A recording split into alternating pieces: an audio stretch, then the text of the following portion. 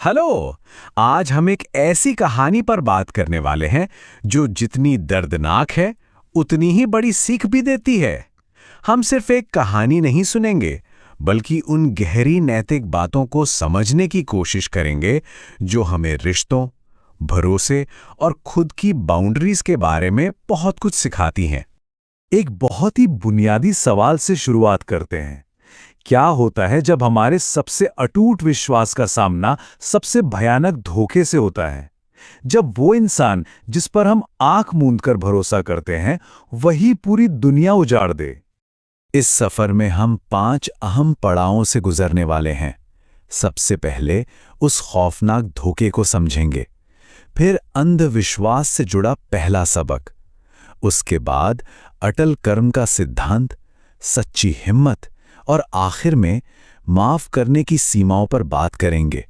तो चलिए कहानी के उस पहले हिस्से से शुरू करते हैं। वो खौफनाक धोखा जिसने पल भर में सब कुछ बदल कर रख दिया। जरा इस मंजर की कल्पना कीजिए।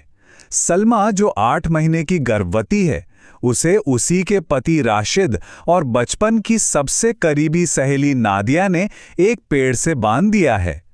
वो दोनों उसकी सारी जमा पूंजी और जेवर लेकर उसे उसी बेबस हालत में छोड़कर जा रहे हैं। ये सिर्फ एक अपराध नहीं था, ये विश्वास का सबसे बेरहम कत्ल था। अब ये सब रातों रात तो हुआ नहीं, ये पूरी तरह से एक सोची समझी साजिश थी।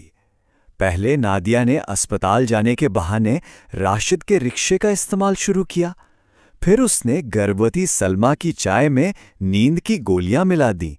और हद तो तब हो गई जब सलमा के सोते हुए नादिया ही उसी के कपड़े पहनकर राशिद को अपनी बातों में उलझा लिया। और आखिर में दोनों ने मिलकर सलमा को लूटा और बेसहारा छोड़ दिया। एकदम खौफनाक। यहीं से हमें मिलता है हमारा पहला बड़ा सबक, अंधविश्वास और सीधेपन का खतरा। यहाँ सलमा की निस्वार्थ भावना और नादिया की जहरीली ईर्ष्या के बीच का फर्क बिल्कुल साफ दिखता है। एक तरफ सलमा ने अपनी तलाकशुदा और बेघर सहेली को पनाह दी, और दूसरी तरफ नादिया, वो सलमा की खुशहाल जिंदगी और सुकून भरे घर से इस कदर जलने लगी कि उसने उसी इंसान की जड़ें काट दी जिसने उसे सहारा दिया था। और सबसे हैरान करने वाली बात तो ये है कि खुद नादिया की मां ने सलमा को रोते हुए चेतावनी दी थी कि उसकी बेटी उसका घर उजाड़ने की कोशिश कर रही है। लेकिन सलमा का अंधा विश्वास इतना गहरा था कि उसने इस साफ चेतावनी को भी नजरअंदाज कर दिया। और फिर आता है हमारा दूसरा सबक, अटल कर्म और क्रूरता के अंजाम, क्योंकि इंसान चाहे जो कर ले, कर्मों से नहीं बच सकता। ये सिर्फ एक नंबर नहीं है, ये वो 5 लंबे दर्दनाक साल हैं जो पूरी खामोशी में गुजर गए।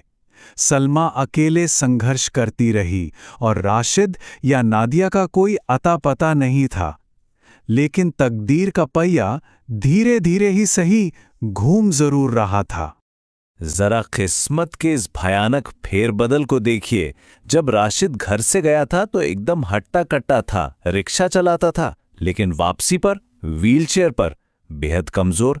जाते वक्त उसने सलमा के जेवर चुराए थे, लौटते वक्त उसके खुद के कपड़े फटे और मैले थे।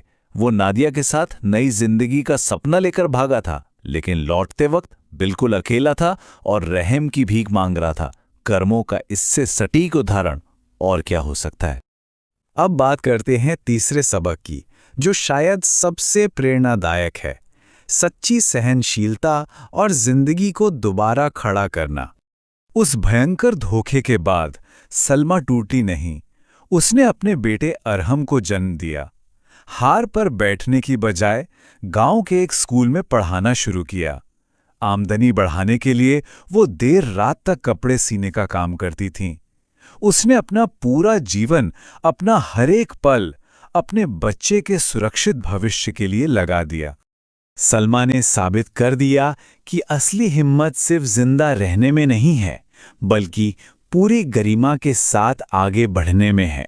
उसने पीड़ित बनकर रोने वाली मानसिकता को पूरी तरह नकार दिया। सबसे बड़ी बात, उसने नादिया की पछतावा कर रही मां को माफ किया और उन्हें अपने साथ रहने दिया। उसने अपने गहरे दुख को कड़ी मेहनत में बदल दिया। और अब हम पहुंचते हैं अपने आखिरी और शायद सबसे उलझे हुए सबक पर, माफ करने की सीमाएं, यानी न्याय और दया के बीच का संतुलन। जब 5 साल बाद राशिद व्हीलचेयर पर टूटकर वापस आया और माफी मांगने लगा तो सलमा भावनाओं में नहीं बही। उसने बिल्कुल साफ शब्दों में कहा कि उसके दिल में अब राशिद के लिए कोई मोहब्बत नहीं है। उसने उसे सिर्फ इसलिए पनाह दी ताकि उसका बेटा बिना बाप के बड़ा ना हो। ये केवल मानवीय सहानुभूति और एक माँ की जिम्मेदारी थी, पति पत्नी का प्यार नहीं। सलमा का यह फैसला असल में बाउंड्रीज यानी सीमाओं का एक बेहतरीन उदाहरण है। बाउंड्रीज वो भावनात्मक रेखाएं होती हैं जो हम अपनी मानसिक शांति के लिए खींचते हैं। सलमा ने एक पिता को शारीरिक आश्रय तो दिया, लेकिन खुद को उससे पूरी तरह अलग रखा।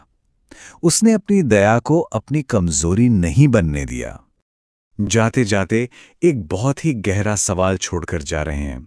बिना प्यार दिए किसी को सिर्फ एक छत मुहैया कराना, क्या ये क्षमा करने का सबसे ऊंचा स्तर है?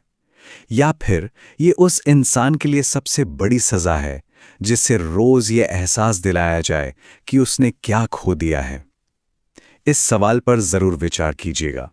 आज की इस कहानी में हमारे साथ जुड़ने के लिए बहुत बहुत शुक्रिया।